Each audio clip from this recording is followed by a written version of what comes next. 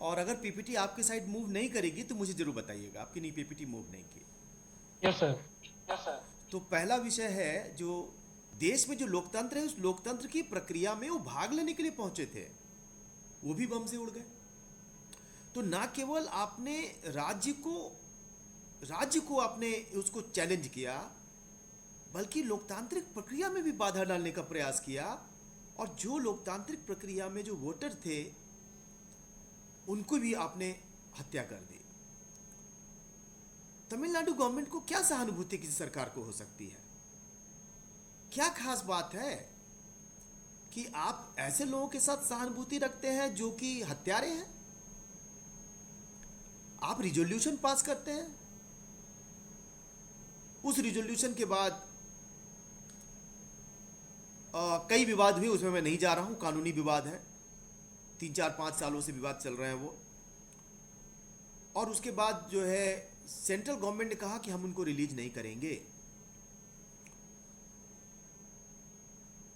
बाद में मामला सर्वोच्च न्यायालय तक आया। अभी सर्वोच्च न्यायालय ने कहा कि आप जो है जो निर्णय लेना है जल्दी निर्णय लीजिए, देर करेंगे तो हम खुद ही निर्णय ले लेंगे। और फिर सर्वोच्च न्यायालय ने खुद ही निर्णय ले लिया और कहा कि इनको रिलीज कर दीजिए। तमिलनाडु गवर्नमेंट की एक तरह से जीत हो गई। लेकिन केंद्र सरकार ने एक रिव्यू पिटीशन भी डाला है। यहां केंद्र सरकार जो एनडीए है और कांग्रेस सरकार, कांग्रेस की जो पार्टी, दोनों एक है इस मुद्दे पर कि नहीं, रिलीज नहीं करना है। राज्य का कहना है कि भाई ये कानून व्यवस्था का हमारा मामला है, हमारे यहाँ जो मामला हुआ है हम जिनको चाहे रिलीज करें, आप कौन होते हैं? केंद्र सरकार कह रही कि नहीं, ये तो आतंकवाद का विषय है, हम डिसाइड करेंगे। ये विवाद है। तीसरा विवाद है, बाकी विवाद जो आपने कहा बिल्कुल है, वो सब भी है। भाषा का लेकर विवाद है, Dravidian culture non Dravidian culture का विवाद है, और नीट का विवाद है। पर जनरल और जो विवाद है वो सीबीआई को लेकर है। CBI central bureau of investigation केंद्रीय संस्था है। ये मुख्य रूप से करप्शन के मामले देखती है, पर इसके अलावा भी सरकार उनको मामले देती है, हत्या के मामले देती है, बलात्संग के मामले, बलात्कार के मामले देती है, और भी मामले सीबीआई को दिया जाता है। सीबीआई एक विवादास्पद संस्था भी है, इसलिए कि कई बार उनके ऊपर तमाम आरोप भी लगे हैं, कुछ आरोप सही हैं, कुछ आरोप गलत हैं। सीबीआई को अधिकार है कि वो करप्शन के मामलों में सीधे जो है एफआईआर दर्ज कर सकती है और हस्तक्षेप कर सकती है। ये एक्ट में लिखा हुआ है, दिल्ली पुलिस एस्टेब्लिशमेंट एक्ट है 1948 का, उसमें लिखा हुआ है। लेकिन उसमें यह बात भी लिखी हुई है कि यदि आप किसी राज्य में जाते हैं तो राज्य में आप मान लीजिए कि आप यहां से उत्तर प्रदेश में जा रहे हैं किसी भ्रष्टाचार के आरोप लगे व्यक्ति को पकड़ने के लिए,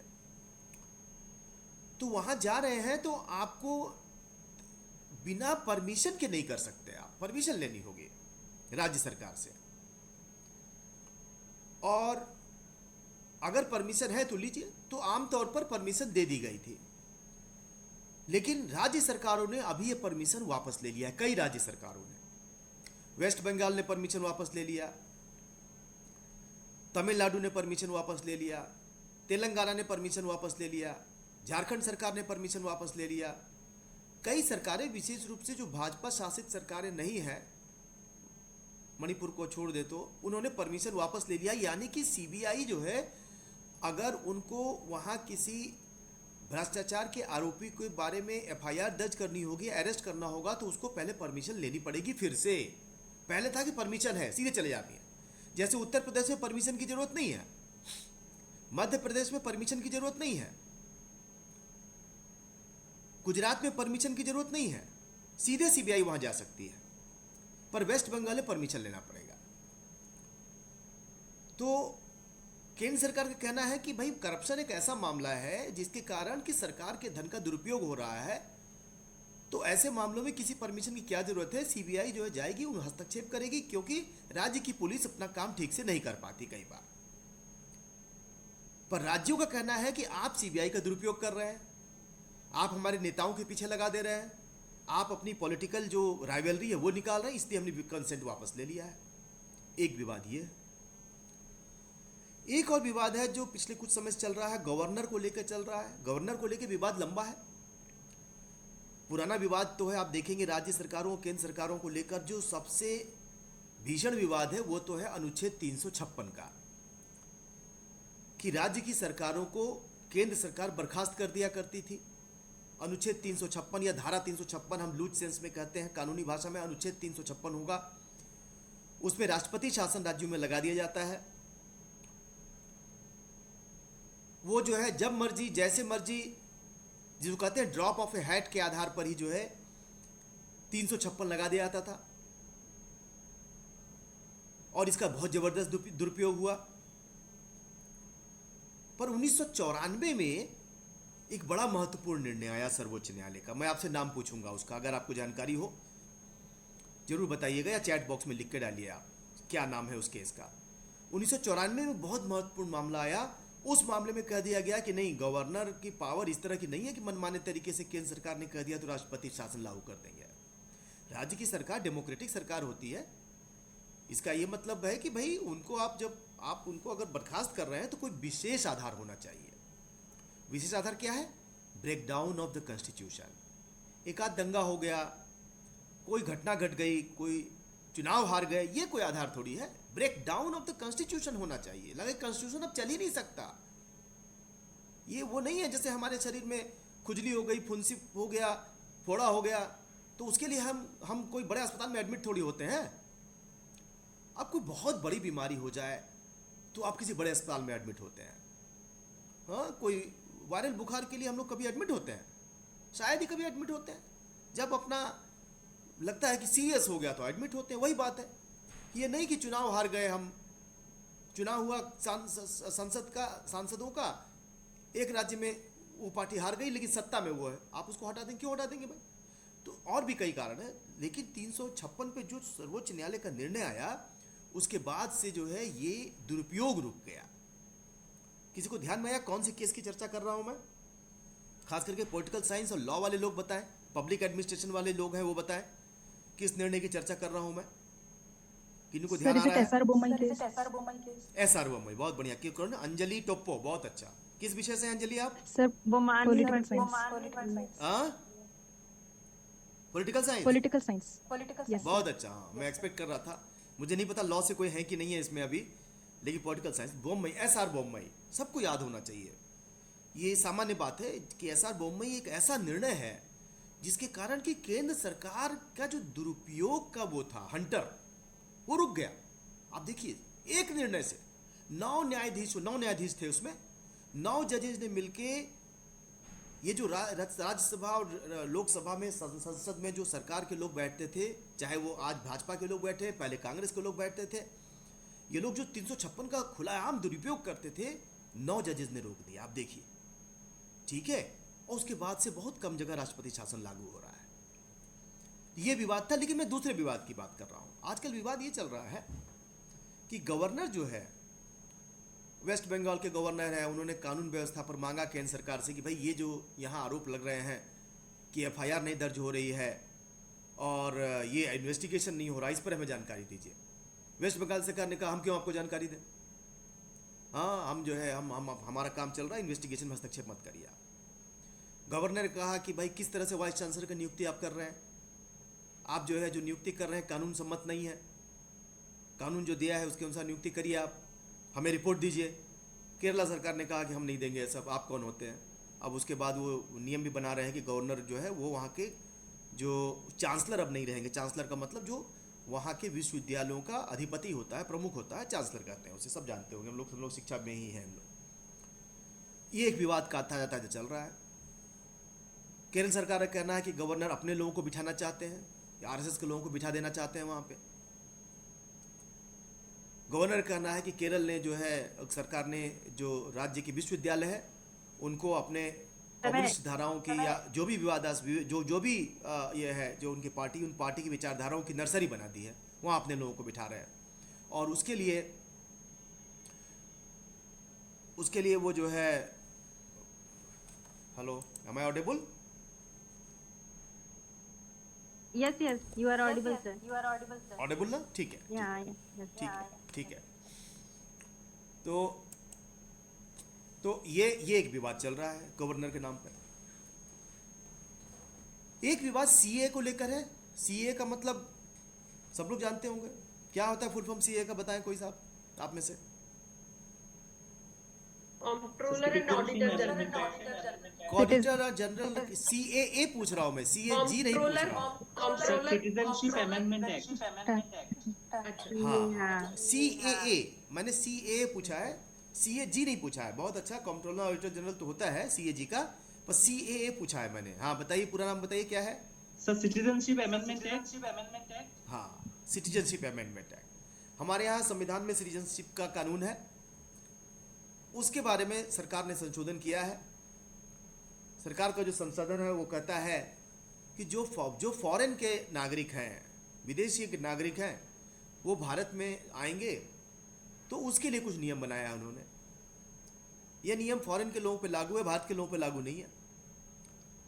इसको लेकर राज्य सरकारों ने रिजोल्यूशन पास कर दिया है, कई राज्य सरकारों ने, हम इसको अपने यहाँ लागू नहीं करेंगे। ठीक है, ये एक विवाद है। लैंग्वेज को लेकर विवाद है, ये तो हम जानते ही हैं। लैंग्वेज को लेकर जो विवाद है उसमें से कुछ विवाद तो ये है कि आप जो है आप हिंदी भाषा थोप रहे हैं। सरकार चाह रही है कि भारतीय भाषाओं में काम हो, एक तो ये विवाद है। दूसरा विवाद है कि राज्यों में जो उच्च न्यायालय हैं वो अपनी भाषा में काम करें। तमिलनाडु चाहता है कि हम जो है अपनी भाषा में काम करें, क्यों अंग्रेजी में काम होगा। ये सब विवाद है। ये दूसरा पॉइंट है जिसका डिस्कशन हमने किया है अभी। सेंटर स्टेट रिलेशन का मतलब क्या होता है, इसको थोड़ा सा देखने का प्रयास करेंगे। और लास्ट में हम देखेंगे कि कॉन्स्टिट्यूशन, उसकी स्पिरिट क्या है, संविधान की स्पिरिट क्या है, संविधान क्या कहता है इस बारे में, ताकि हम हम अपना एक मन बना सकें उस बारे में। हमने पीपीटी चेंज की है। अब देखिए क्या है कि कोई भी व्यवस्था चलती है, हम लोग जानते हैं व्यवस्था एक नियम से चलती है। कुछ नियम लिखे होते हैं, कुछ नियम अलिखित होते हैं। हमारा घर भी एक नियम से चलता है, उसमें कोई लिखा हुआ नहीं है नियम। कितने बजे घर आना है, कितने बजे बाहर जाना है, कितने बजे खाना खाना है, कितने बजे नहाना है, कोई, मुझे नहीं लगता किसी घर में कोई टाइम टेबल बना होगा, कम ही बना होगा तो फॉलो भी नहीं होता होगा। मेरे घर में कहीं फॉलो नहीं हो पाता। तो ये जो नॉर्म्स है, लेकिन बने हुए हैं, कुछ नॉर्म्स बने हुए हैं, उसको फॉलो करते हैं हम लोग। जो समाज को चलाने के लिए बहुत सारे नॉर्म्स होते हैं। रिलीजियस नॉर्म्स होते हैं, कस्टमरी नॉर्म्स होते हैं, नैतिकता के नॉर्म्स होते हैं, मॉरलिटी के नॉर्म्स होते हैं। कुछ सिद्धांत बनाता है समाज, अपना कुछ सिद्धांत बनाता है। ये सारे जो नॉर्म्स हैं ये संविधान के पहले के हैं। इन्हीं नॉर्म्स से चलता था पुराने समय में।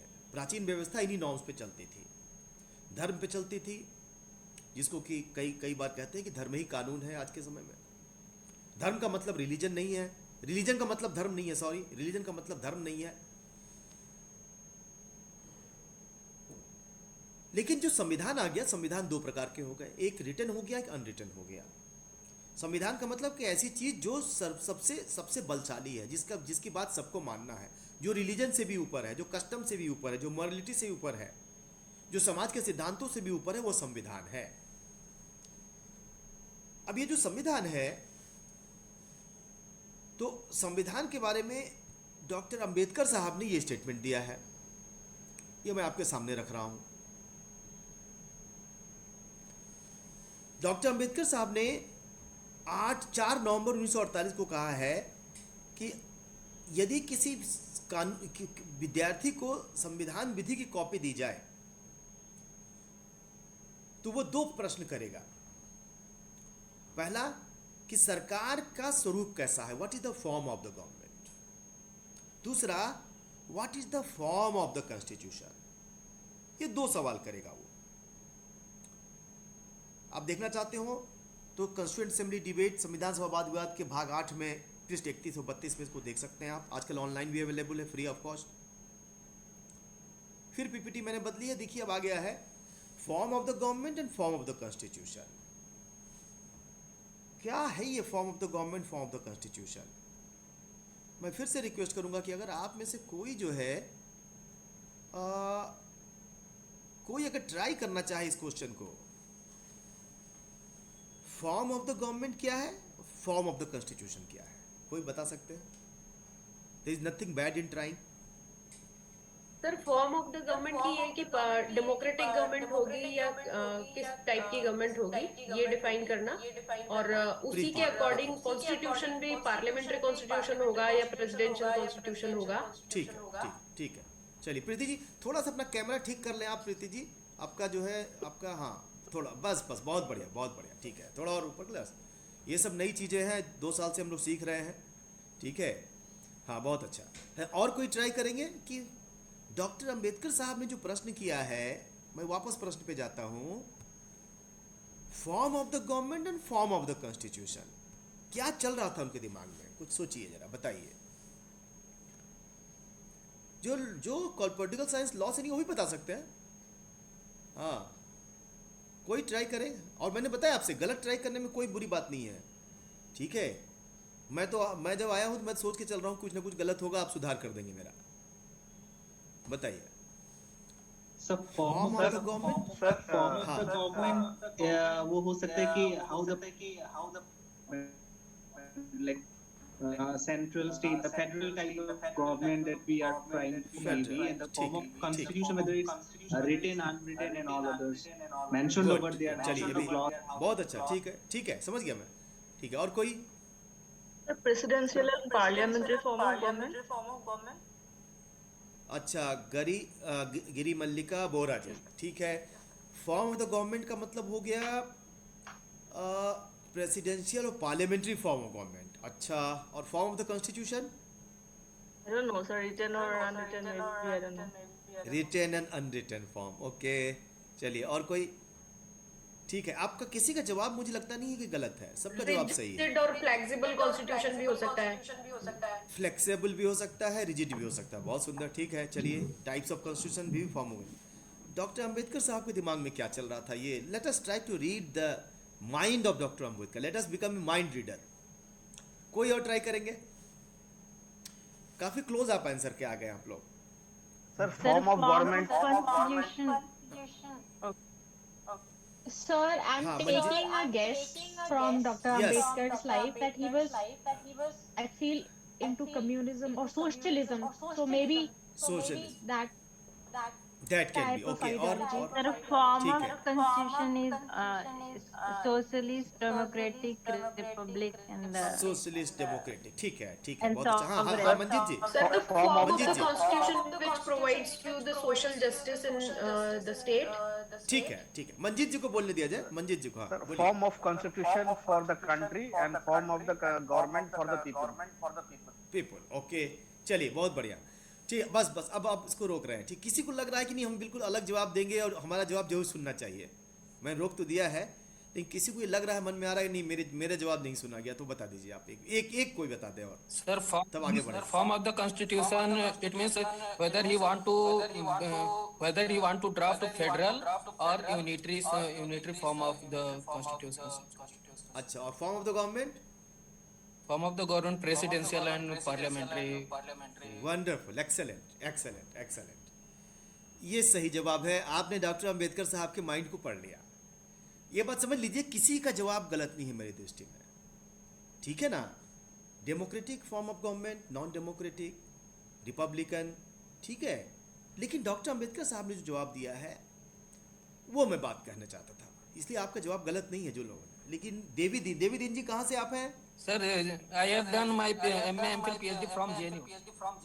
जेएनयू, अच्छा। और अभी क्या कर रहे हैं? Sir, Government Model Degree College Arniya में असिस्टेंट प्रोफेसर। कहाँ पे है ये? ये सर बुलंदशहर में है, बुलंदशहर में खुर्जा एरिया में पड़ता है। वाह, बुलंदशहर में, ठीक है। चलिए, तो बहुत ही बुलंद जवाब आपका रहा और बिल्कुल सही जवाब रहा।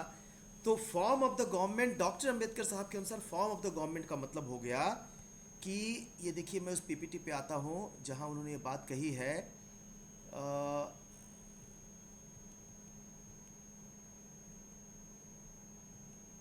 Yes, form of the government का मतलब है पार्लियामेंट्री या प्रेसिडेंशियल। इसके पहले भी एक और विद्वान अध्यापिका महोदय ने बात कही थी कि पार्लियामेंट्री, बोरा साहब ने शायद, मैडम ने शायद बात कही थी कि पार्लियामेंट्री है कि प्रेसिडेंशियल है। पार्लियामेंट्री का मतलब सब जानते हैं कि जहाँ संसदीय व्यवस्था अधिभावी होती है, डोमिनेट करती है। प्रेसिडेंशियल का मतलब है कि जहाँ राष्ट्रपति जो है उसका डायरेक्ट इलेक्शन होता है, पार्लियामेंट तो होता है, अमेरिका में पार्लियामेंट तो है, लेकिन presidential form government. Form of the constitution, doctor Ambedkar महोदय का कहना था कि फॉर्म ऑफ द कॉन्स्टिट्यूशन दो होता है, या तो यूनिटरी होता है या फेडरल होता है। ठीक है, उन्होंने क्यों कहा यह कहना मुश्किल है, but let us go with him, unitary और फेडरल। यहीं से हम बात को अपनी शुरू करेंगे। यूनिटी और फेडरल पे समझने के पहले हम जानेंगे कि जो हम पावर होती है ना, शक्ति होती है कंट्री को रेगुलेट करने के लिए, वो this can be, a country can be ruled by either of the two forms. One form is distribution of power, other is without distribution of power. ठीक है, तो विदाउट डिस्ट्रीब्यूशन ऑफ पावर का मतलब सारा power, all power remains with me, all power remains with me. तो जैसे England है, whole power is concentrated on one unit, वही डिसाइड करेंगे फाइनली हर चीज को, दूसरे को कोई पावर नहीं है, सबको डेलीगेट करते हैं वो इंग्लैंड। तो वो इसलिए उसको कहते हैं यूनिटरी, एक मतलब एक तरह का, बस गवर्नमेंट एक तरह की है, वहाँ कोई दो तरह की गवर्नमेंट नहीं हो सकती, दो आइडियोलॉजी गवर्नमेंट नहीं हो सकती वहाँ। ये हो गया विदाउट डिस्ट्रीब्यूटिंग पावर। दूसरा होता है डिस्ट्रीब्यूशन ऑफ पावर, हम पावर को दो भागों में डिस्ट्रीब्यूट कर देते हैं। वो पावर जो डिस्ट्रीब्यूशन होता है वो पावर हो गया सेंट्रल यूनिट और स्टेट यूनिट, दो तरह की यूनिट होगी, दोनों के पास पावर होंगे, दोनों के पास पावर होंगे और दोनों पावर का इस्तेमाल करेंगे। ऐसा नहीं है कि कोई सेंटर ज़्यादा पावरफुल है, स्टेट कम पावरफुल है, स्टेट ज़्यादा पावरफुल है, सेंटर कम पावरफुल, नो, दोनों के पास अच्छे पावर है, काफ़ी अच्छे पावर है। किसी परिस्थिति में कोई स्टेट कोई ज़्यादा पावरफुल होगा, कोई कम पावरफुल होगा, ये अलग बात है, लेकिन मोर और लेस दोनों के पास पावर है। ये जो डिस्ट्रीब्यूशन ऑफ पावर है, ये डिस्ट्रीब्यूशन ऑफ पावर संविधान में बताया गया है। हमारे संविधान में जो है इस डिस्ट्रीब्यूशन को, पावर को बताया गया है। ये दो तरह का गवर्नेंस का तरीका है, दो प्रकार का। ठीक है, अब हम सोचे कि इक्वल शेयरिंग कर देंगे, तो इक्वल शेयरिंग तो बहुत ही इम्पॉसिबल टाइप की चीज़ है। शेयरिंग कैसे हो सकती है कि या तो राज्य के पास ज़्यादा पावर हो या केंद्र के पास ज़्यादा पावर हो, दोनों के पास बराबर पावर कभी नहीं होता है।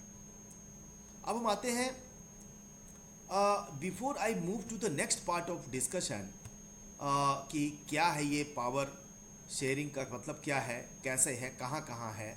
ठीक है, तो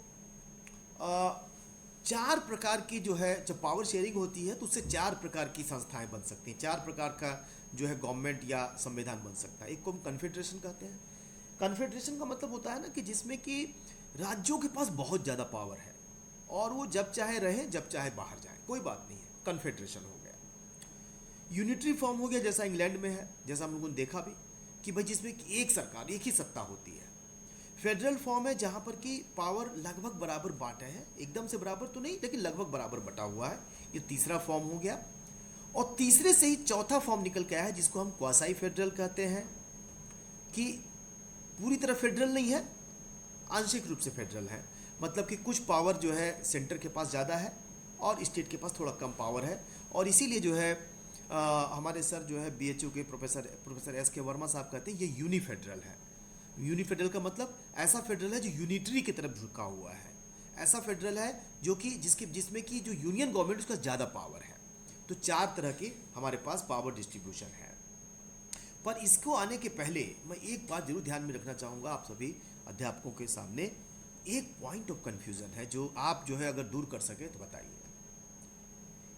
मेरा क्वेश्चन ये है आपसे, is separation of power and distribution of power same thing और डिफरेंट थिंग? शक्ति का पृथक्करण और शक्ति का विभाजन ये एक ही बात है कि अलग अलग बात है? सर अलग अलग है। अलग अलग है, क्या अलग अलग है बताइए। सर सेपरेशन ऑफ पावर्स होता है लेजिस्लेचर, एग्जीक्यूटिव और जुडिशरी में, और डिस्ट्रीब्यूशन ऑफ और डिवीजन ऑफ पावर्स जो है वो यूनियन और सेंटर, वेरी गुड स्टेट्स के। बहुत अच्छा।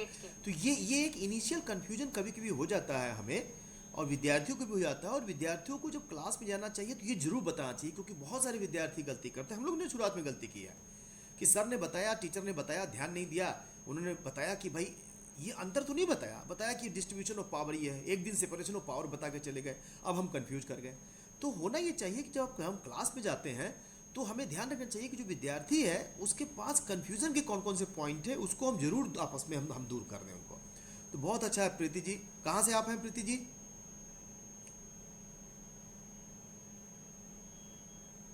अनम्यूट करें।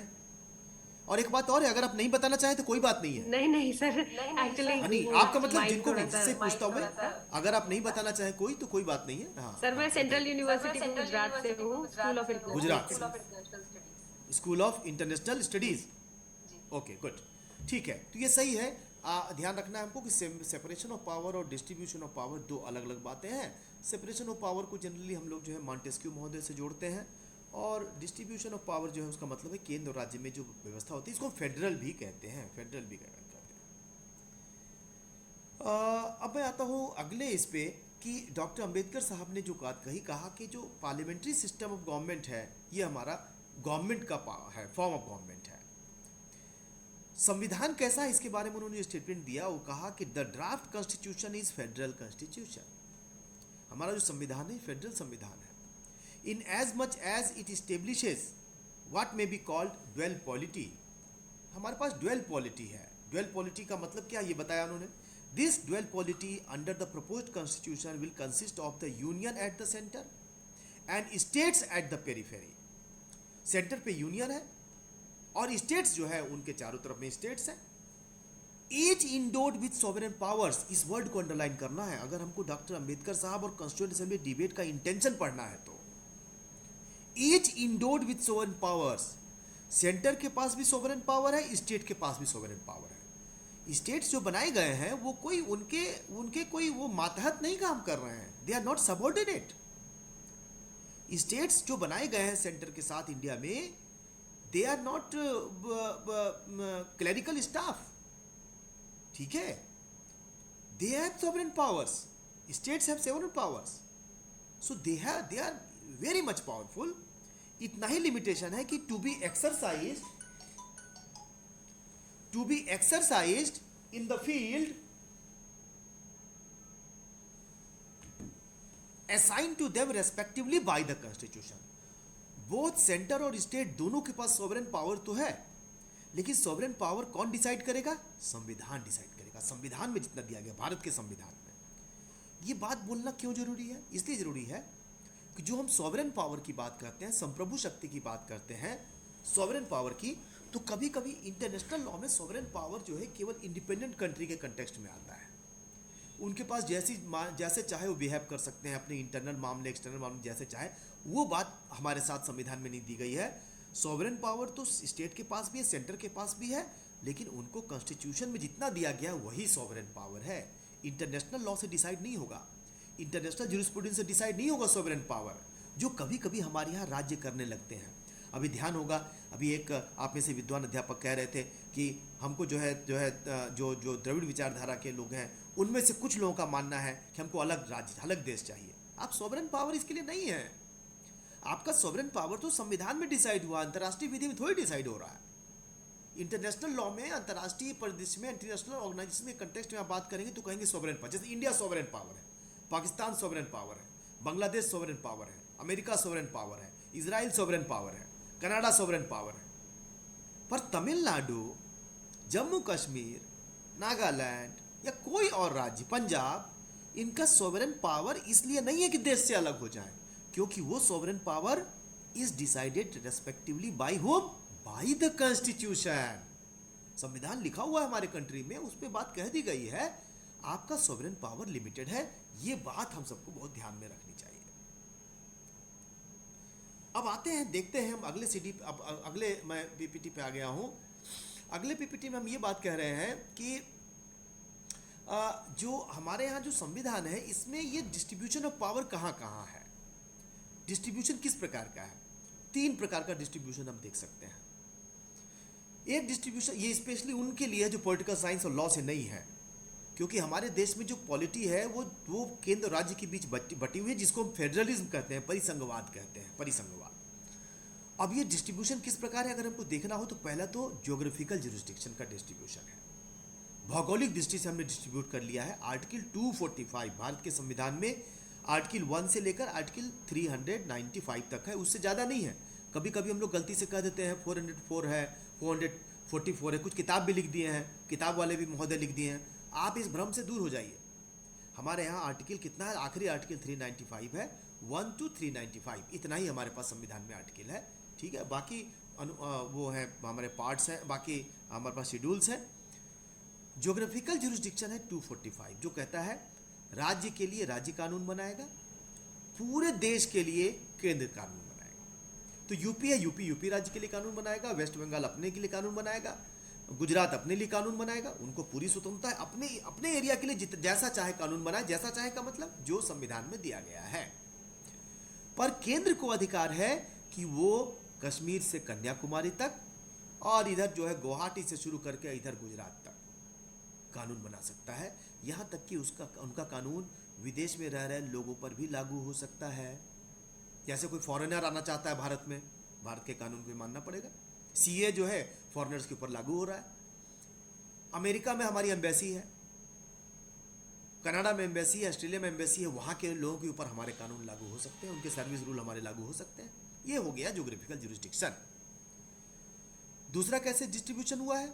अच्छा, ये ज्योग्राफिकल जुरिस्डिक्शन आपको इंग्लैंड में नहीं मिलेगा। क्यों? क्योंकि इंग्लैंड में यूनिटरी है वहाँ सिस्टम, हमारे यहाँ फेडरल है। दूसरा है पावर जुरिस्डिक्शन, कौन किसका पावर कहाँ है। तो जो सेंट्रल पार्लियामेंट है, सेंट्रल पार्लियामेंट की जो पावर है, और स्टेट पार्लियामेंट, स्टेट लेजिस्लेचर की जो पार्लियामेंट को का स्टेट लेजिस्लेचर है, ये आर्टिकल 246 में इनकी पावर बता दी गई है। स्टेट लेजिस्लेचर और सेंट्रल लेजिस्लेचर जो है, यानी पार्लियामेंट जो है, वो यूनियन लिस्ट में कानून बनाएंगे। स्टेट लेजिस्लेचर लिस्ट 2, जिसको स्टेट लिस्ट कहते हैं, उसमें कानून बनाएंगे। अब ये लिस्ट क्या है? भारत के संविधान में शेड्यूल्स हैं। उस शेड्यूल में 7th शेड्यूल जो है, उसमें 3 तरह की लिस्ट दी गई है। List 1, list 2, list 3। List 1 is union list, list 2 is state list, list 3 is concurrent list. Union list में कौन कानून बनाएगा? Central parliament. सेंट्रल गवर्नमेंट नहीं बोलना है, ध्यान रखना है। स्टूडेंट्स भी गलती करते हैं, हम भी जब क्लास में जाते हैं जरूर उनको ध्यान दिलाएं कि लिस्ट में जो कानून बनाने की पावर है, सेंट्रल गवर्नमेंट को नहीं है, स्टेट गवर्नमेंट को नहीं है, सेंट्रल पार्लियामेंट को है, या पार्लियामेंट को है, और स्टेट लेजिस्लेचर को है। कभी कभी गवर्नमेंट हम बोल देते हैं गलती से। तो इनैक्टमेंट की पावर गवर्नमेंट के पास नहीं होती। गवर्नमेंट तो जो है रूल्स रेगुलेशन बना सकती है। तो आर्टिकल 246 में पावर जुरिस्डिक्शन है, ये दिया गया है। उनकी पावर बांट दी गई है कि ये पावर है आपकी, यहाँ यहाँ कानून बनाएंगे आप। कॉन्करेंट जुरिस्डिक्शन का मतलब जिसमें दोनों को कानून बनाने की शक्ति है, दोनों लोग कानून बनाएंगे, सेंट्रल भी बनाएंगे, स्टेट भी कानून बनाएंगे।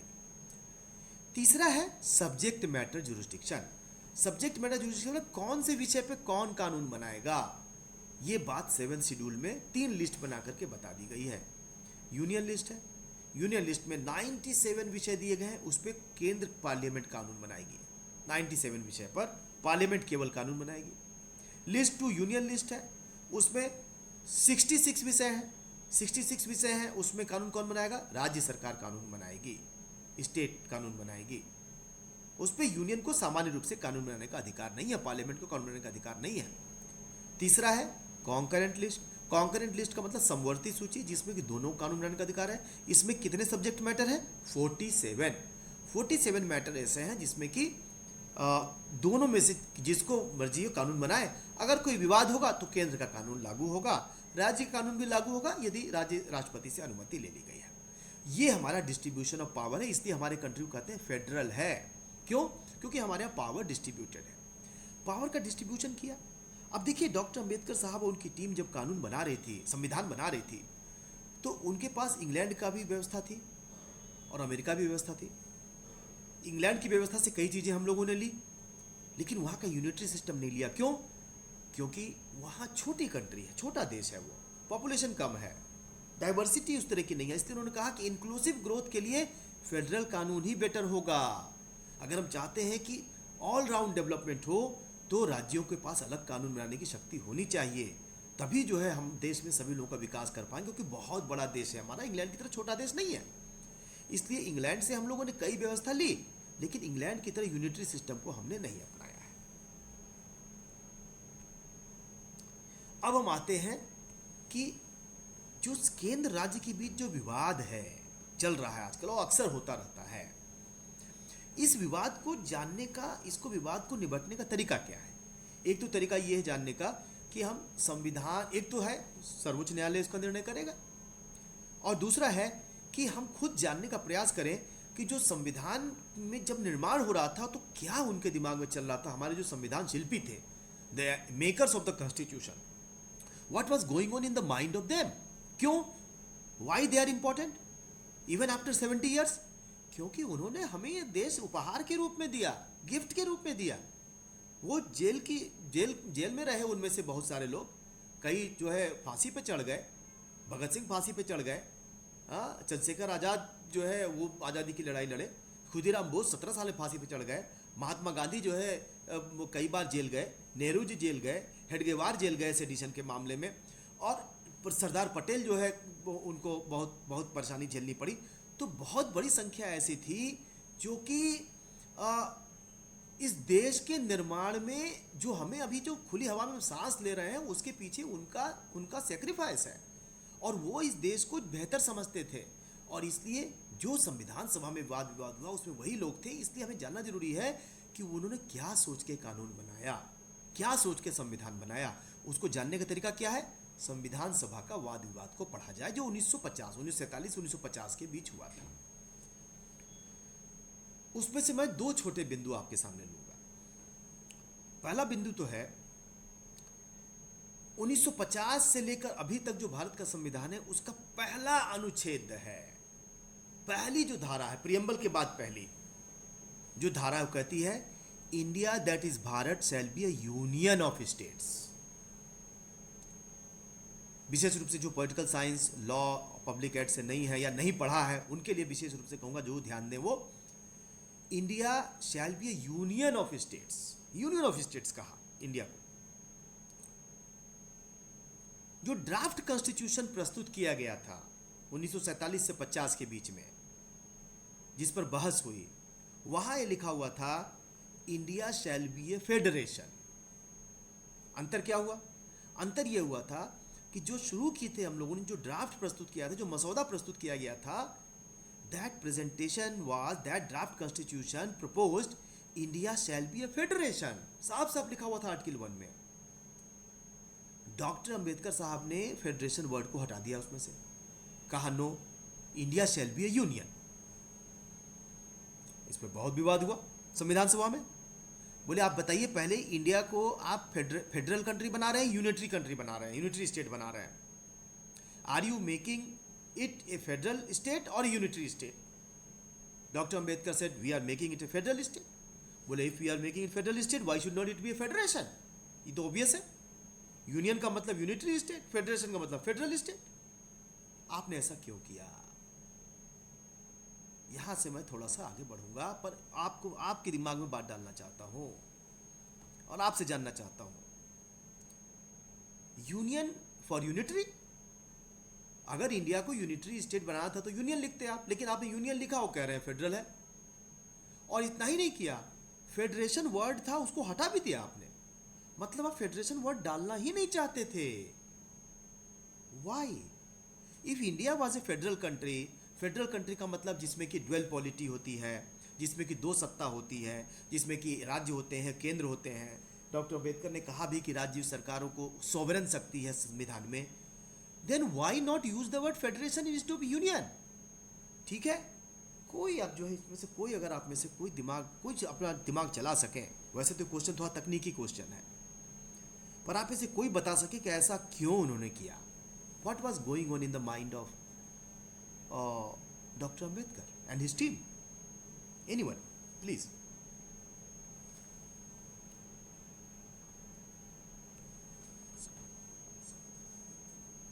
प्रीति जी सर, बताना चाहते हैं? बोलिए। डॉक्टर अंबेडकर का मानना था कि जो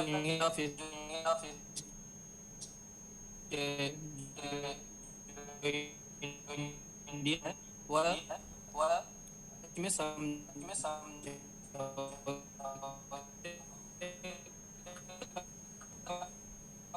आवाज साफ नहीं आ रही है, पता नहीं ये आप लोगों को आवाज साफ आ रही है? आप चैट बॉक्स में डाल सकते हैं।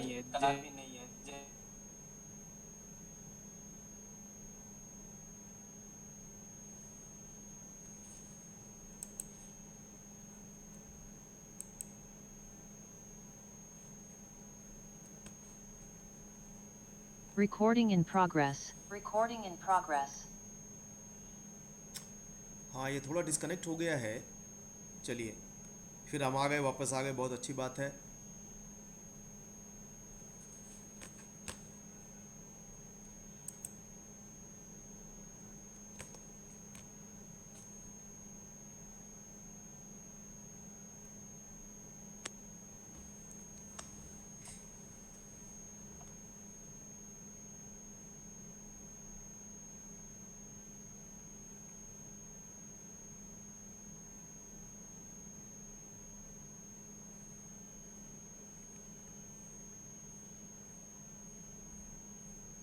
Recording in progress. Recording in progress.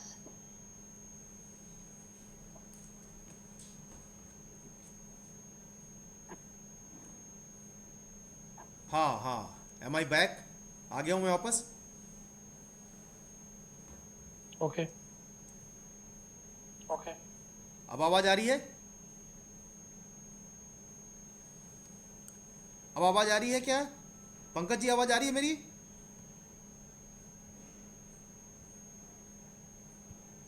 हाँ पंकज जी, मेरी आवाज आ रही है क्या? Yes sir, now it is Audible. Yes sir, अच्छा ठीक है ठीक है। चलिए, तो मैं उस ठीक है, मैंने सुन लिया, आपने जवाब तो दिया। डॉक्टर अंबेडकर, उसमें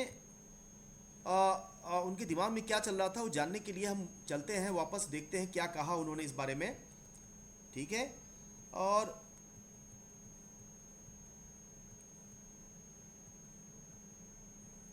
हाँ, ये वाली जो स्लाइड है आप सबको दिख रही होगी, जिसमें लिखा है doctor Ambedkar federalism. Doctor Ambedkar के सामने सवाल खड़ा किया गया, ऐसा क्यों किया आपने?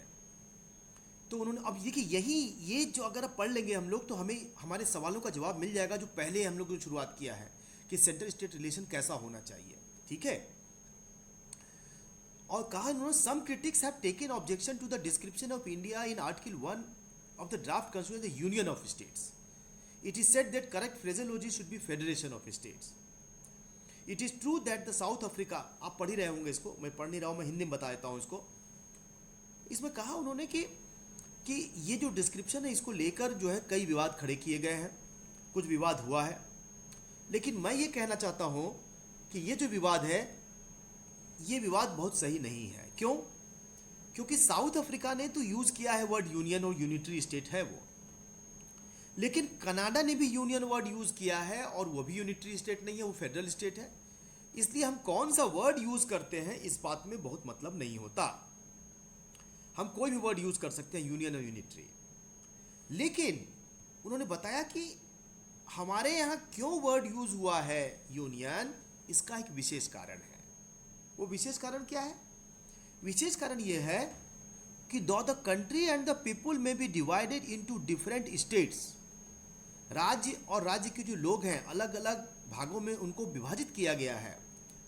कोई साउथ में रहता है, कोई नॉर्थ में रहता है, कोई मध्य भारत में रहता है, कोई तमिल, कोई मद्रास प्रांत में रहता है। उस समय इस तरह के प्रांत थे, अलग अलग है वो, लेकिन कुल मिला के वो एक हैं। इन वन इंटीग्रल होल, पूरी देश एक है। Its people a single people, सारे लोग एक हैं। Under a single imperium derive from a single source, हमारा सोर्स एक ही है, संविधान। हम संविधान से ही रेगुलेट हो रहे हैं, ठीक है, और एक संविधान से रेगुलेट हो रहे हैं। किसी को ये भ्रम नहीं होना चाहिए। America had to wage a war, civil war, to establish that states have no right of secession and that their federation was indestructible. America को एक सिविल वार लड़ना पड़ा, 1865 के आसपास अमेरिका को सिविल वार लड़ना पड़ा, यह निर्णय करने के लिए कि जो उसके राज्य हैं, उन राज्यों को अलग होने का कोई अधिकार नहीं है, और पूरा अमेरिका इनडिस्ट्रक्टेबल है, उसको तोड़ा नहीं जा सकता। हुआ ये, अमेरिका में आपको पता होगा कि शुरू में कन्फेडरेशन बना था, और बाद में वो जो है 1787 में एक संविधान बना फेडरेशन का, वहाँ फेडरल कंट्री आई, फेडरल वो कॉन्स्टिट्यूशन बना वहाँ पे। और उसके बाद कुछ दिनों के बाद, कुछ सालों के बाद, वहाँ के जो राज्य हैं, कुछ स्टेट्स हैं, उनके बीच में कोई विवाद हो गया। उन्होंने कहा अब हम अमेरिका के साथ नहीं रहना चाहते। उन्होंने कहा हम तो फेडरल कंट्री हैं, और फेडरल कंट्री में हमको जब चाहे निकलने का अधिकार है। क्यों? क्योंकि वर्ड फेडरल यूज हुआ है। जब फेडरल वर्ड यूज हुआ है तो we have right to go out of the country. तो अमेरिका में इसको लेकर युद्ध लड़ना पड़ा कि नहीं, आपको बाहर जाने का अधिकार नहीं है, राज्यों को देश से अलग होने का अधिकार नहीं है। इसके लिए युद्ध लड़ना पड़ा, क्योंकि राज्य कह रहे थे कि हम तो अलग हो सकते हैं जब चाहें, हमारा अपना संविधान है, हम अपना अलग रहेंगे। इसके लिए युद्ध लड़ना पड़ा। डॉक्टर अंबेडकर ने कहा कि the drafting committee thought it was better to make it clear at the outset rather than to leave it to the speculation or to dispute। Doctor Ambedkar महोदय उनकी टीम ने कहा कि हम आरंभ में ही स्पष्ट कर देना चाहते हैं कि भारत में इसकी कोई गुंजाइश नहीं है। जब एक बार भारत में संविधान बन रहा है और सभी राज्य भारत के साथ आ रहे हैं तो वह भारत में मिक्स हो गए, उनका नाम जरूर रहेगा पर राज्य से अलग नहीं हो सकते, देश से अलग होने का कोई अधिकार नहीं है। अमेरिका में इसके लिए युद्ध लड़ना पड़ा, लेकिन हम कोई ऐसे शब्द का इस्तेमाल नहीं कर सकते जिसके कारण कंफ्यूजन पैदा हो। जो फेडरल वर्ड है, अगर हम यूज करेंगे word the federation of states, जो देखिए यहाँ ड्राफ्ट कॉन्स्टिट्यूशन में आया था, India shall be a federation, अगर हम यूज करेंगे तो ऐसा हो सकता है कि कुछ वर्षों के बाद कोई राज्य खड़ा हो जाए और कहे फेडरेशन वर्ड यूज हुआ है, फेडरेशन का मतलब हम कभी भी अलग हो सकते हैं। और यही बात, और इसलिए हम नहीं चाहते हैं कि भारत में भी ऐसी स्थिति आए, अमेरिका की तरह स्थिति आए और युद्ध लड़ना पड़े।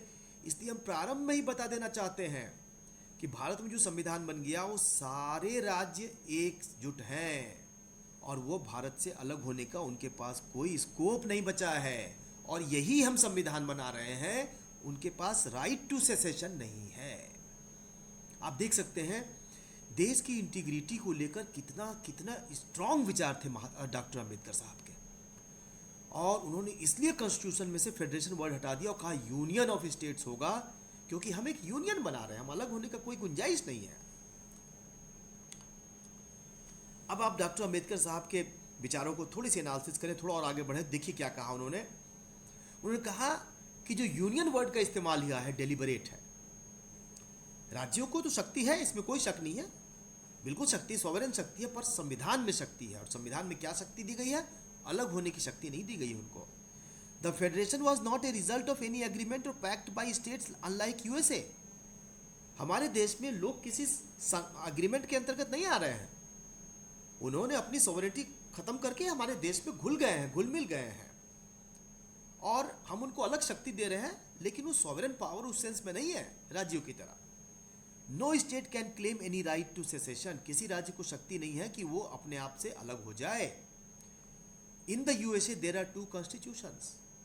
अमेरिका में 2 संविधान हैं, भारत में भी मांग की गई। डॉक्टर अंबेडकर का no, we do not need 2 constitution, we have only 1 constitution. और उनके स्टेटमेंट को पढ़िए जो मैंने कोट किया हुआ है। इस स्टेटमेंट को जो साफ साफ डॉक्टर अंबेडकर ने 1950 में कहा, क्या कहा उन्होंने साफ साफ, this is not true of A proposed Indian constitution. हमारे संविधान में 2 संविधान की कोई गुंजाइश नहीं है। No states have a right to frame its own constitution. किसी राज्य को अपना संविधान बनाने का अधिकार नहीं है। यह बात 1950 के पहले ही डॉक्टर अंबेडकर साहब ने कह दी। The constitution of the union and of the states is a single frame. केवल एक ही संविधान होगा हमारे देश में, which neither can get out. राज्य बाहर नहीं जा सकते, and within which they must work. इसी के अंदर उनको काम करना पड़ेगा। अब अगर इस बात को हम ध्यान रखेंगे तो बहुत सारे केंद्र राज्य के विवाद तो अपने आप दूर हो जाएंगे। शुरू करते हैं जो विवाद मैंने चर्चा नहीं की है आपसे, ठीक है। जम्मू कश्मीर ले लीजिए। डॉक्टर अंबेडकर के विचार के बाद भी हमने डॉक्टर अंबेडकर के जाने के बाद उनके विचारों के साथ धोखा किया और 1956 में जम्मू कश्मीर को उनका अपना संविधान दे दिया। आप देखिए डॉक्टर अंबेडकर ने क्या कहा साफ साफ कि no states have a right to frame its own constitution. पर हम दबाव में आ गए और दबाव में आके हमने गलत निर्णय किया और एक अलग संविधान जम्मू कश्मीर का बना दिया। उसका दुष्परिणाम क्या हुआ? 2021 तक हम उसकी परेशानी झेल रहे हैं। हर हफ्ते, हर 2 हफ्ते, हर 3 हफ्ते पर कोई ना कोई घटना होती है। वहाँ कोई कहता है हमें आज़ाद कश्मीर चाहिए, हमें अलग संविधान चाहिए। 2019 में भारत सरकार ने वहाँ के संविधान को ख़त्म कर दिया संसद के माध्यम से। ये ख़त्म करना वास्तव में डॉक्टर अंबेडकर के विचारों की पुनर्स्थापना है। डॉक्टर अंबेडकर कभी नहीं चाहते थे कि वहाँ एक अलग संविधान बने, वहाँ ने किसी को भी अलग संविधान बने। और इसलिए 2019 में जो हुआ है वो वास्तव में डॉक्टर अंबेडकर और संविधान सभा के जो विचार थे उस विचार की पुनः स्थापना हुई है, क्योंकि वो देश को एकजुट रखना चाहते थे। वो जानते थे कि जहां 2 संविधान बनेगा वहां पर इस बात की गुंजाइश बढ़ जाएगी कि जो फिसिपेरस टेंडेंसीज है, जो देश को विभाजन करने वाली टेंडेंसी है, वो आगे बढ़ेगी। और वही हमने झेला 50, 60, 70 सालों तक। सौभाग्य की बात है, धीरे धीरे स्थितियां ठीक हो रही हैं। आप देख सकते हैं कि पंजाब में भी 80 के दशक में अलग संविधान बनाने की मांग हुई थी, अलग देश बनाने की मांग हुई थी। आजकल भी ये बात यदा कदा देखने को मिलती है। कोई कनाडा से बोल देता है, कोई ब्रिटेन से बोल देता है, कभी कभी भारत में भी कुछ लोग बोल देते हैं हमें अलग देश चाहिए। अरे क्यों अलग देश चाहिए भाई? 1950 में हम एक हो गए, अब आगे बढ़ो, अब देश का विकास करो। अलग देश क्या चाहिए तुम्हें? क्या क्या तुम्हारी दिक्कत है? तुम्हें अगर कोई रिप्रेजेंटेशन नहीं मिल रही हो तो बताओ, आप जाओ चुनाव लड़ो। किसने रोका चुनाव लड़ने से? विधानसभा में आ जाओ। अगर आपको लगता है कि देश के प्रति आपके प्रति अन्याय हो रहा है, सर्वोच्च न्यायालय है, वहाँ आइए, दरवाजा खटखटाइए, आप अपने अधिकारों की जो है मांग कर सकते हैं वहाँ पर आकर। अलग से संविधान बनाने की जरूरत नहीं है, अलग से देश, कोई अलग देश नहीं बन सकता। ये बात डॉक्टर अंबेडकर और संविधान सभा ने 1950 में ही कह दी। जितनी जल्दी हो सके हम सभी विद्वान लोग ये समझ लें उतना अच्छा होगा।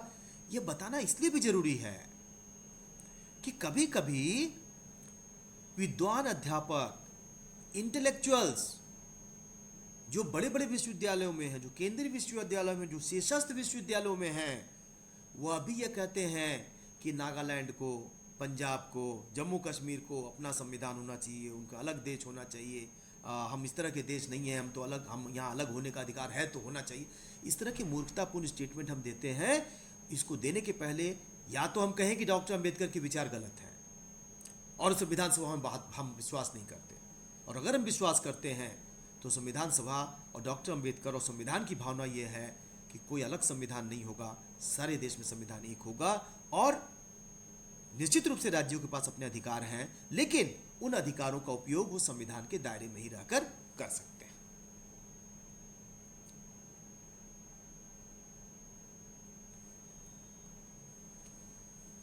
आप देखिए, डॉक्टर अंबेडकर ने जो बातें कही या उस समय संविधान सभा ने जो बातें कही, वो जानते थे कि देश में जो विभाजनकारी प्रवृत्तियां हैं बहुत सक्रिय हैं, इसलिए राज्यों को सीमित अधिकार दिए हैं।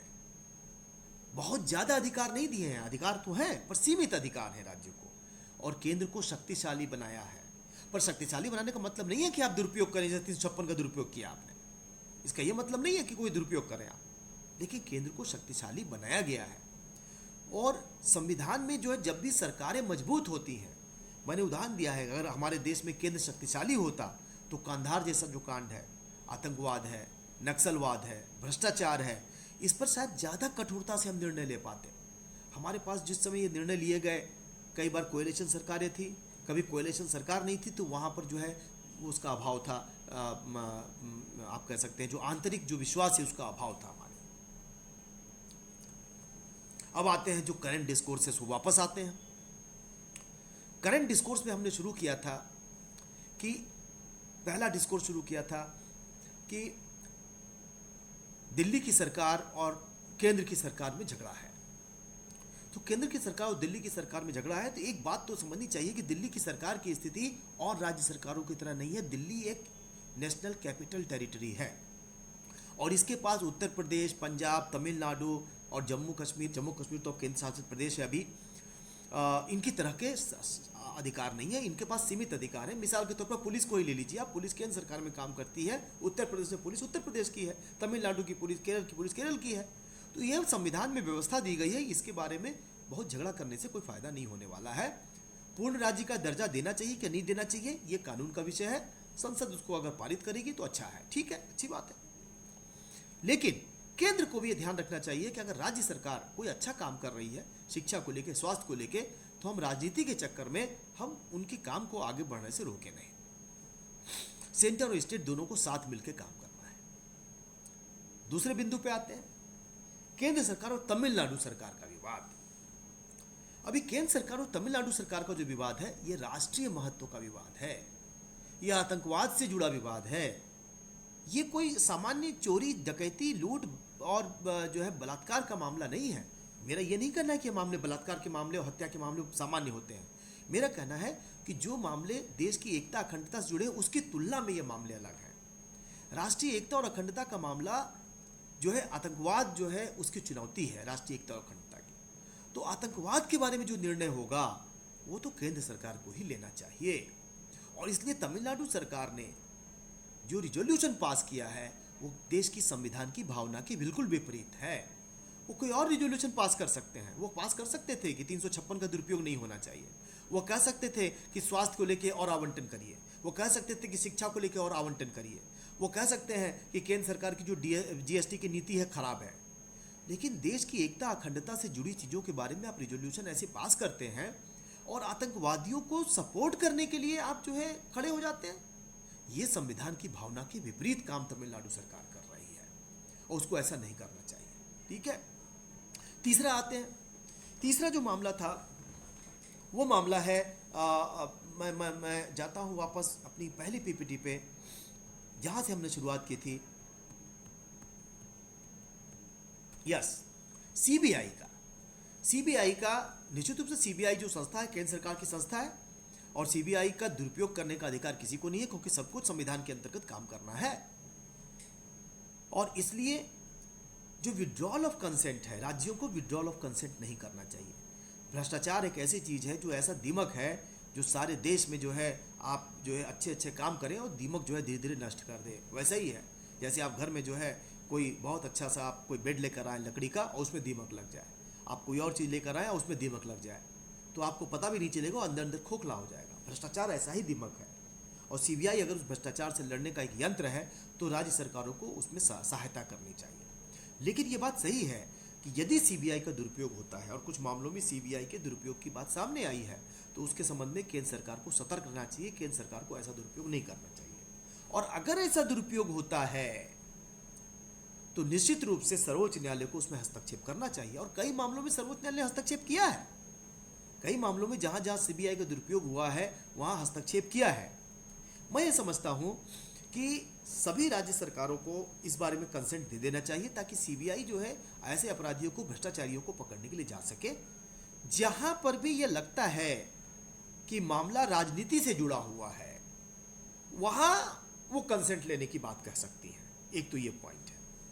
दूसरा पॉइंट ये है कि यदि ये सुधार करना चाहते हैं हम इसमें और सीबीआई को और भी इंडिपेंडेंट बनाना चाहते हैं तो कुछ जो मामले हैं जिसमें कि राजनीतिक दल के लोग शामिल हैं, जैसे पश्चिम बंगाल में अभी वहाँ के एक मंत्री के खिलाफ मामला चल रहा है सीबीआई का, या और भी राज्यों में चल रहा है, महाराष्ट्र में चल रहा है सीबीआई का मामला।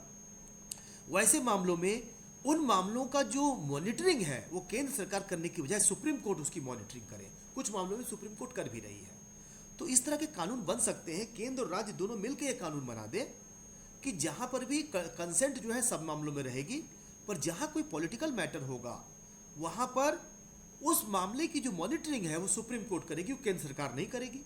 तो सीबीआई वैसे मामलों में जो भी डायरेक्शन लेगी वो सुप्रीम कोर्ट से लेगी। तो उसका एक फ़ायदा ये होने वाला है कि केंद्र सरकार हस्तक्षेप जो कर रही है, केंद्र सरकार जो है जो दुरुपयोग करने के जो चांसेस हैं वो थोड़े दुरुपयोग करने के चांसेस कम हो जाएंगे।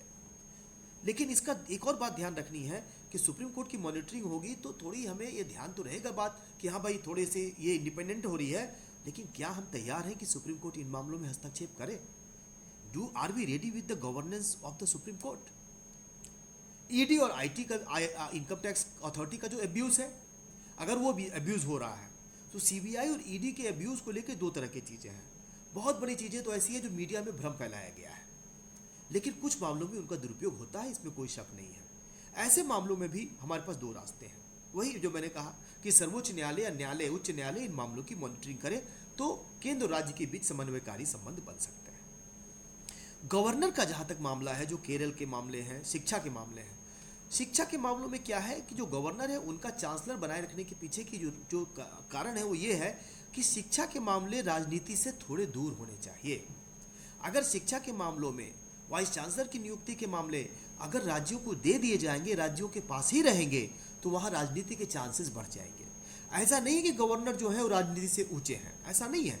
ऐसा नहीं कि गवर्नर राजनीति नहीं करेंगे, जरूर करेंगे, लेकिन गवर्नर और अगर राज्य सरकार को वाइस चांसलर की नियुक्ति का पावर दिया जाएगा तो राज्य सरकारों के पास इस बात के ज़्यादा चांसेस हैं कि वो जो है वो पॉलिटिकल नियुक्ति करें बनिस्बत गवर्नर के।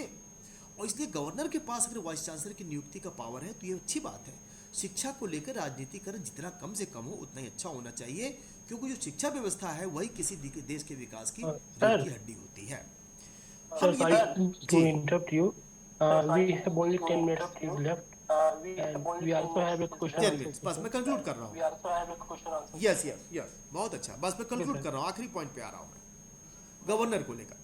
ठीक है, सीएए है, सीएए को लेकर बहुत सारे रिजोल्यूशन पास किए गए हैं। सीएए का मसला एक्चुअली एक फॉरेन पॉलिसी का मसला है। ये जो है कानून भारतीय के नागरिकों पर लागू नहीं हो रहा है। ये कानून तो पाकिस्तान, बांग्लादेश और अफगानिस्तान से जो आ रहे हैं उनके नागरिकों पर लागू हो रहा है। ये फॉरेन पॉलिसी का मसला है। फॉरेन पॉलिसी के मसले पर राज्यों को दखल देने की बहुत ज़रूरत नहीं है। तो इसमें मैं समझ नहीं पा रहा हूँ कि इसमें राज्य सरकारें क्यों इतनी ज़्यादा वो कर रही हैं। निश्चित रूप से वोट की राजनीति का एक मुझे नमूना लगता है। भाषा को लेकर जो दिक्कत है वो बहुत ही समझने लायक है। मैं समझता हूँ कि देश के सभी उच्च न्यायालयों को अपनी भाषा में काम करना चाहिए। तमिलनाडु में काम तमिल में होना चाहिए, वेस्ट बंगाल में काम बांग्ला में होना चाहिए, और उसी तरह जो है जो भिन्न भिन्न राज्य हैं उनके काम, कर्नाटक में जो है जो राज्य के न्यायालय हैं उनको कन्नड़ में काम करना चाहिए। ये कोई नई बात नहीं है। विश्व के बहुत सारे देशों में जो न्यायालय अपनी अपनी भाषाओं में काम करती हैं। ये भारत में ही ऐसा हो गया है कि हम समझते हैं कि भैया इंग्लिश में काम नहीं होगा तो जैसे लग रहा है कि बहुत बड़ा पहाड़ टूट पड़ेगा। ठीक है, अंग्रेजी में काम नहीं होगा तो जैसे सर्वोच्च न्यायालय के निर्णय नहीं है। क्यों नहीं आएंगे? यूनाइटेड नेशन जो है देश की कई भाषाओं में काम करता है, 5 भाषाओं में काम करता है। जो इंटरनेशनल कोर्ट ऑफ जस्टिस है 5 भाषाओं में काम करती है। इंटरनेशनल क्रिमिनल कोर्ट है कई भाषाओं में काम करती है। यूरोपियन कोर्ट है कई भाषाओं में काम करती है। भारत के साथ ऐसा क्या यूनिक है भाई?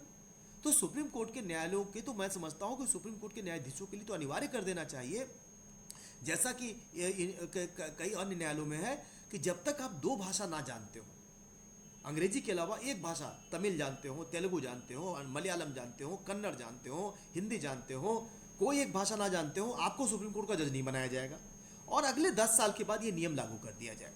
तो उनको भाषा जाननी चाहिए, और जो है व्यक्ति अपनी भाषा में अपनी बात करना चाहता है उसको बात करने का पूरा अधिकार होना चाहिए। ये तो न्याय की मांग भी है। अच्छी बात यह है कि इस दिशा में कुछ काम आरंभ हो गया है। जहाँ तक ये बात है कि भाषा जो है कोई भाषा थोपी जा रही है, थोपने की बात नहीं है। भारत के संविधान ने और भाषाओं को भारत की भाषा माना है, पर हिंदी को उसमें एक अलग दर्जा दिया है। उसके राजनीतिक कारण है, उसके संवैधानिक कारण है। महात्मा गांधी का भी यही मंतव्य था, सुभाष चंद्र बोस का भी यही मंतव्य था। तो जब हिंदी भाषा की बात की जाती है उसको थोपने की बात नहीं है। लेकिन जो नॉर्थ के लोग हैं, हम लोग को भी दक्षिण की भाषाओं की तरफ ओपन होना चाहिए। तो इसके साथ ही मैं कहूँगा अंत में कि जो है केंद्र राज्य के भी जो संबंध है वो संबंध समन्वयकारी होने चाहिए। ये आपस में इस तरह के कम्पिटिटिव संबंध नहीं होने चाहिए। दोनों को मिल बैठ कर अपना काम करना चाहिए। आप सबों का बहुत बहुत धन्यवाद। आपके प्रश्नों का स्वागत है। जी, Pankaj ji. Thank you sir. Thank you sir.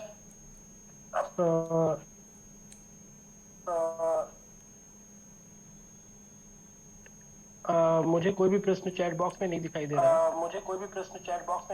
है। तो पार्टिसिपेंट्स अगर डायरेक्ट सुनना चाहते हैं तो पूछ सकते हैं।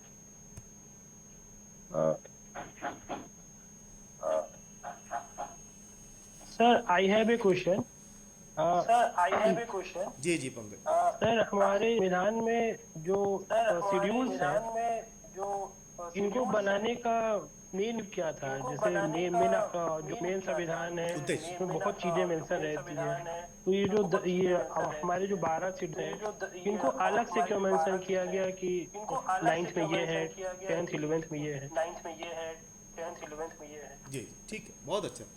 देखिए पंकज जी, जो है वास्तव में क्या, आप अगर सारे शेड्यूल्स को देखेंगे तो सारे शेड्यूल किसी एक पॉइंट की तरफ हैं। जैसे शेड्यूल 1 है उसमें राज्य बता दिए गए हैं, भारत में कौन कौन से राज्य हैं सबका नाम बता दिया गया है। शेड्यूल 3 देखेंगे आप, उसमें ओथ है, कैसे शपथ ली जाएगी, शपथ की क्या भाषा होगी, भाषा का मतलब किस तरह के शब्दावली का प्रयोग होगा, सबके लिए है, राष्ट्रपति के लिए, राज्यपाल के लिए, मेंबर ऑफ पार्लियामेंट के लिए एक जगह दे दिया गया है।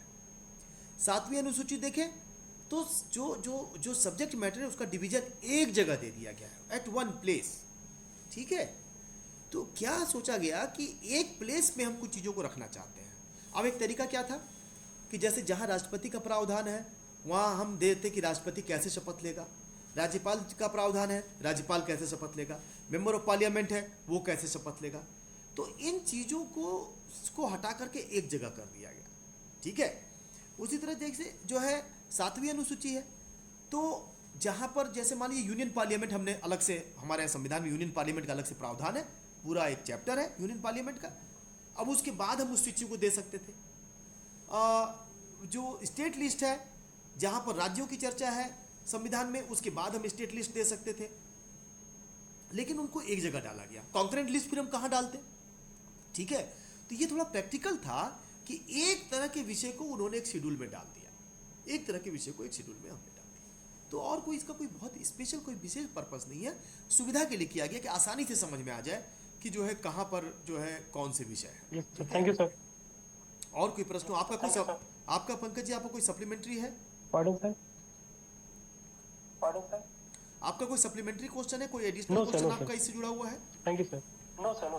सर मेरा एक क्वेश्चन है ऋषिका सर, मेरा एक क्वेश्चन है गवर्नर को लेकर जो इतने सारे डिस्प्यूट चल रहे हैं, जैसा कि अभी केरला में भी हो रहा है। मैं क्योंकि यूनिवर्सिटी ऑफ केरला में ही मैं पढ़ा रही हूँ अभी फिलहाल, तो गवर्नर का रोल जो है काफी नॉमिनल है और वो इलेक्टेड भी नहीं होता। तो उसको देखते हुए गवर्नर का मतलब रोल अभी कितना इम्पोर्टेंट है, ऋषिका जी धन्यवाद। क्या पढ़ाती हैं वहाँ पे आप? सर मैं रशियन लैंग्वेज पढ़ाती हूँ। अच्छा, तो आपके पास तो बहुत सारी क्वालिटी हो गई। रशियन लैंग्वेज पढ़ाती हैं, हिंदी अच्छा बोल रही हैं और दक्षिण भारत में पढ़ा रही हैं, और थोड़े लंबे समय तक आप वहाँ पढ़ाएंगे तो जरूरी वहाँ की भाषा भी सीख लेंगे, और सीखना भी चाहिए, हम सबको सीखना चाहिए, एक भाषा सीखना ही चाहिए। 3 लैंग्वेज पॉलिसी फेल कर गई, इसलिए भी बहुत समस्या आ रही है, हम सबको एक एक भाषा जो सीखनी चाहिए। बहुत अच्छा है। देखिए आपका उत्तर, आपका जो प्रश्न है बहुत अच्छा है। क्या है कि जो गवर्नर का रोल है संविधान में बता दिया गया है, गवर्नर का रोल बहुत ही लिमिटेड है। बाद में सर्वोच्च न्यायालय ने भी उसके रोल के बारे में बताया है कि गवर्नर अपने से कोई निर्णय नहीं ले सकता, उसको जो निर्णय जो है वो जो राज्य का मुख्यमंत्री है, मुख्यमंत्री और उसकी जो मंत्रिपरिषद है वह जो है उसकी सलाह को उसको मानना चाहिए या मानना ही होगा। पर कुछ मामले हैं, कुछ बहुत लिमिटेड मामले हैं जिसमें कि गवर्नर का स्पेशल रोल है। जैसे मान लीजिए कि वहाँ की सरकार ने बहुमत खो दिया है तो राज्यपाल की भूमिका बढ़ जाती है, तब वो वहाँ की सलाह मानने के लिए बात ही नहीं है। कुछ मामले हैं जिसमें राज्यपाल को अलग से दिया गया है, जैसे मैंने बताया ना, उनको चांसलर बनाया गया कानून बना करके। उसके पीछे का भी यही था कि हम राजनीति चाहे जो भी करें, शिक्षा के मामलों में राजनीति नहीं होनी चाहिए, ठीक है। जैसे आप ऐसा समझ लीजिए कि मान लीजिए कि आप जो है हमारे आपके घर के बगल में कोई स्कूल है, वो स्कूल वहाँ का बेस्ट स्कूल है, पर वहाँ जो स्कूल का मालिक है वो स्कूल के मालिक से मेरी नहीं बनती, इसके बाद भी हम बेस्ट स्कूल में बच्चे को देना चाहेंगे। क्यों? और वो भी पढ़ाना चाहेगा। क्यों? क्योंकि हमारी आपकी नहीं बनती अलग बात है, पर उसके लिए शिक्षा को क्यों कुर्बान करें। तो गवर्नर को देने के पीछे यही था कि हमें जो भी राजनीति करनी, राजनीति करें, हम सड़क पे करें, संसद में करें, अखबारों के माध्यम से करें, लेकिन शिक्षा में राजनीति का दखल कम से कम होना चाहिए। शिक्षा एक ऐसी जगह है जहाँ पर कि कहते हैं ना, आनो भद्रा कृतो यंतु विश्वता, सारी दिशाओं से ज्ञान को हमारे पास आने दीजिए, उसमें से जो अच्छा लगेगा, सार को गही रहे थोथा दे ही उड़ाए, हम उसको ग्रहण करेंगे, ठीक है। ये नहीं है कि हम एक आइडियोलॉजी लेंगे दूसरे आइडियोलॉजी नहीं लेंगे, हम सारी आइडियोलॉजी लेंगे, उसमें से जो अच्छा लगेगा हम ग्रहण करेंगे। सारी सूचना आने दीजिए, एक तरफा सूचनाएं नहीं, कोई भी आए जो पीसफुल तरीके से, शांतिपूर्ण तरीके से, देश के संविधान में रहकर, उसके अंतर्गत रहकर लोकतांत्रिक तरीके से अपनी बात कहता हो, सबका उसमें स्वागत है। तो गवर्नर जो है, इसलिए गवर्नर को रोल दिया गया था कि वो जो है वहाँ राज्य की राजनीति से अलग होकर विश्वविद्यालयों को ऐसा करेगा। अदरवाइज गवर्नर का रोल बहुत लिमिटेड रोल है और वो केवल इतना देखता है कि वो जो है वो संविधान के प्रावधान के अनुसार काम चल रहा है, तो इतना ही रोल उसका है, ज़्यादा रोल उसका गवर्नर का नहीं रह गया है। जी, और कोई सवाल आपका भी हो, सप्लीमेंट्री सवाल एडिशनल या किसी और महोदय का हो तो? Thank you sir. सवाल होने चाहिए, ध्यान रखिए आप, ज़्यादा से ज़्यादा सवाल होने चाहिए हमारे पास, ठीक है, जिसको कहते हैं चैलेंजिंग। आजकल मेरे दोस्त लोग कहते हैं कि अनुराग जी क्लास तो छोड़ दीजिए, आप जब एफडीपी में जाते हैं वो भी चैलेंजिंग नहीं रहा। वहाँ कोई ऐसा सवाल ही नहीं करता कि आपको फंस जाए कहीं पर। और ज़्यादातर लोग ये अपनी घड़ी देखते हैं, और अगर नहीं हुआ तो फिर म्यूट कर अपने आप को, वो जो है अपना वीडियो बंद कर लिया और व्हाट्सएप देखने लगे, ठीक है। और नहीं तो फिर सोचे कि जल्दी से जल्दी भाई कैसे ये दुख की घड़ी बीते और जल्दी से जल्दी हम फ्री हो जाएं। अगर एकेडमिक प्रोफेशन में आ गए हैं तो फिर थोड़ा सा इसको मेंटेन करना हम लोग को ज़रूरी है कि भाई अध्ययन जो है अच्छा होना चाहिए, और चैलेंजिंग क्वेश्चन करिए, अच्छे क्वेश्चन करिए। बताइए आप कोई चैलेंजिंग क्वेश्चन और हो तो बताइए। ये दोनों क्वेश्चन ही बहुत चैलेंजिंग थे। यस, बताइए। Any other questions? Any other questions? Sir मेरा क्वेश्चन सीए को लेकर है। सर जैसे कुछ राज्यों ने बोला है कि हम सीए इम्प्लीमेंट नहीं करेंगे अपने स्टेट में। तो एक रीजन तो पॉलिटिकल है, ये ज़्यादातर जहाँ पर गैर भाजपाई सरकारें हैं उन्होंने ही ऐसा बोला है। एक तो रीजन ये है। दूसरा रीजन सर, ये मतलब इस पर आपके विचार में चाहता हूँ। दूसरा रीजन सर ये भी हो सकता है कि इससे संसाधनों पर आर्थिक बोझ पड़ेगा दूसरे देश के लोगों को नागरिकता देने से। सर इस पर आपका विचार चाहिए। नहीं, देखिए क्या है, पहले तो ये समझ लेना है कि ये जो है किसी कानून का पालन करना और नहीं पालन करना ये कोई ऑप्शन नहीं है। जैसे हम सड़क पे बाहर निकले, नियम बना है कि आपको बाएं चलना है। आप बोले हमने रिजोल्यूशन पास किया है आज जो है, आज के इसमें इस सभा में जब जो है ये हो रहा है कि हम लोग अब बाएं नहीं चलेंगे, हम दाएं चलेंगे। अरे भाई कानून है, कानून का तो पालन करना। हम लोग तो कानून के राज में रह रहे हैं ना। आप इस कानून को चुनौती दे सकते हैं, इस कानून को संसद में पास होने से रोक सकते हैं, इस कानून के लिए आप डेमोक्रेटिक तरीके से आप बहस कर सकते हैं। पर जब कानून बना है तो कानून को पालन करना होगा, गुड और बैड, ठीक है। तो ये उनके हाथ में नहीं है कि हम पालन ना करें, पहले तो ये समझ लेना है, ठीक है। नंबर 2 कि जो लोग, आप ये कह रहे हैं कि जो लोग आएंगे उनके कारण संसाधनों पे हमारे जो है दिक्कत आएगी। आपकी बात कुछ हद तक, बहुत छोटे हद तक सही है, क्योंकि आपको ये देखना होगा कितने लोग आ रहे हैं, क्या संख्या है उनकी। जो लोग सीए के अंतर्गत या जो सिटीजनशिप मांगने आते हैं उनकी संख्या कितनी है? बहुत कुछ हजार होती है संख्या उनकी। और सिटीजनशिप तो हर साल एप्लीकेशन हो रहा है, ऐसा थोड़ी कि सिटीजनशिप पे दूसरे कंट्री के लोग नहीं आते हैं। हर साल पाकिस्तान से, बांग्लादेश से और दूसरी कंट्री से कुछ ना कुछ लोग सिटीजन बनते ही हैं। इनके प्रोसेस को जो वहाँ की माइनॉरिटी कम्युनिटी के लोग हैं जिनके ऊपर अत्याचार हो रहे हैं, उनके प्रोसेस को थोड़ा सा फास्ट किया गया है, इतना ही अंतर पड़ा है, ठीक है। तो उनके कारण यहाँ आकर संसाधनों को दिक्कत होगी, ये बात बहुत समझ में मेरे इसलिए नहीं आ रही है, 2 कारण से। वो आएंगे तो अपना काम करेंगे, आएंगे तो हमारे देश की इसमें वृद्धि करेंगे। देखिए, अगर भारत के लोग देश के कोने कोने में गए, विश्व के कोने कोने में गए हुए हैं, अमेरिका में गए हुए हैं और कनाडा में है, और देश के कोने कोने वहाँ की अर्थव्यवस्था में वो योगदान दे रहे हैं, भारत के जो है जुड़े हुए लोग। तो इसलिए ये सोचना जो है हमें लगता है कि सही नहीं है कि वो आएंगे तो ऐसा भी हो सकता है कि वो आकर के हमारे लिए, देश के लिए कुछ ऐसी बात करें जो हमारे देश की पॉलिसी में, हमारे देश के विज्ञान में, हमारे देश की शिक्षा में वो ज़्यादा सही साबित हो। और ऐसा कई बार हुआ है, पहले भी कई बार हुआ है, ठीक है ना। ठीक है, और कोई क्वेश्चन है आपका? Devi sir, thank you sir. और कोई? सर एक क्वेश्चन शैलेश कुमार सिंह जी ने पूछा है। उनका क्वेश्चन है, sir please put some light on the legality of constitution of CBI. Legality, हाँ, ये असल में क्या है, ये बहुत ही कानूनी क्वेश्चन है, प्रश्न है। मुझे लग रहा है कि इस गैदरिंग में इसका ये सबके लिए कितना यूजफुल होगा। सीबीआई की जो लीगलिटी है, सीबीआई कोई स्टैच्यूट के अंतर्गत नहीं बनी है, किसी संविधि के अंतर्गत नहीं बनी, जो किसी कानून जो कि बनाया गया हो इसके द्वारा, कहते हैं आपके विधानमंडल द्वारा, उसके अंतर्गत नहीं बनी है। और इसलिए गुवाहाटी उच्च न्यायालय ने निर्णय कर दिया था कि सीबीआई जो है वो अपने आप में एक गैर स्टैच्यूटरी संस्था है, ठीक है, और इसलिए वैध नहीं है। लेकिन किसी संस्था का स्टैच्यूटरी होना जरूरी नहीं होता। Law commission of India statutory संस्था नहीं, कोई स्टैच्यूट से नहीं बनी है। कई जो आयोग हैं वो स्टैच्यूट के अंतर्गत नहीं बने होते कई बार, तो स्टैच्यूट के द्वारा बनना जरूरी नहीं होता। और इसलिए सीबीआई अगर नोटिफिकेशन से बनी है तो भी वो जो है वो वैलिड है, वैध है, हाँ, अच्छा होता अगर हम उसको स्टैट्यूट के थ्रू बना दें, जैसे सेंट्रल विजिलेंस कमीशन है, बहुत दिन तक बिना स्टैट्यूट के बना रहा, बाद में स्टैट्यूट आ गया उसका, तो इसलिए उसकी वैधता को चैलेंज आप नहीं कर सकते कि नोटिफिकेशन से बनी है। लेकिन अगर स्टैट्यूट के थ्रू बनता है, संसद या विधानमंडल के संसद के थ्रू बनता है सीबीआई के मामले में, तो ज़्यादा बेहतर होता है। ठीक है, और बताइए, और कोई सवाल है? उनसे पूछ लीजिए, कोई सप्लीमेंट्री उनका है, जैसे अगर कोई व्यक्ति ऐसे हो जो सहमत ना हो, मेरे विचार से असहमत हो, जैसे शैलेश जी से पूछ लीजिए, अगर शैलेश जी सहमत ना हो तो कुछ और सवाल उस पर आगे जोड़ सकते हैं। Any further questions?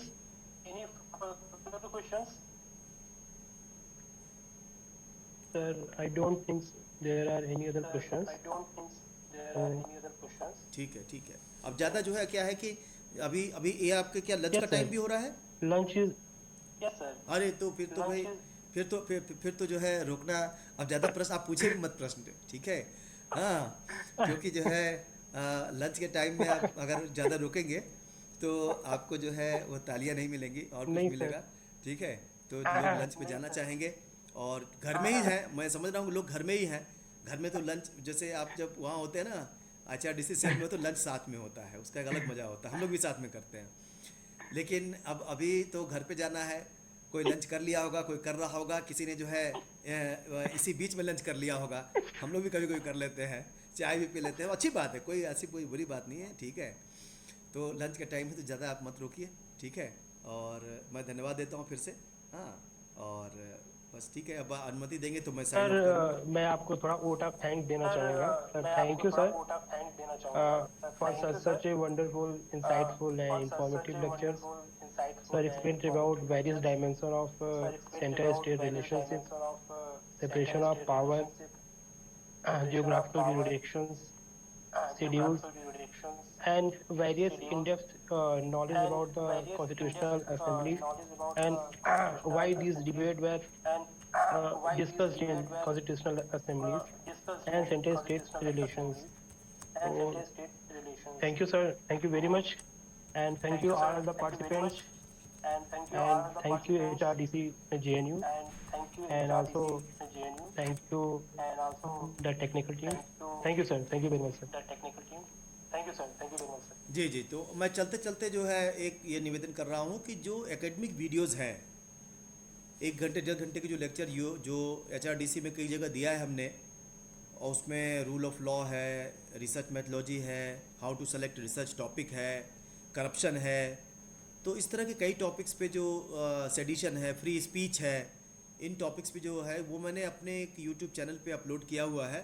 अनुरागदीप ILI करके आप यूट्यूब पे सर्च करेंगे तो आपको मिल जाएगा, और आप जो है अगर उसे देखें और उस पर आप अपना विचार दें अपना, तो मुझे बहुत खुशी होगी। ठीक है, बहुत बहुत धन्यवाद आप लोगों का। Yes sir, thank you sir. Gaurav ji, thank you sir. It's over to you. Recording stopped. Recording stopped.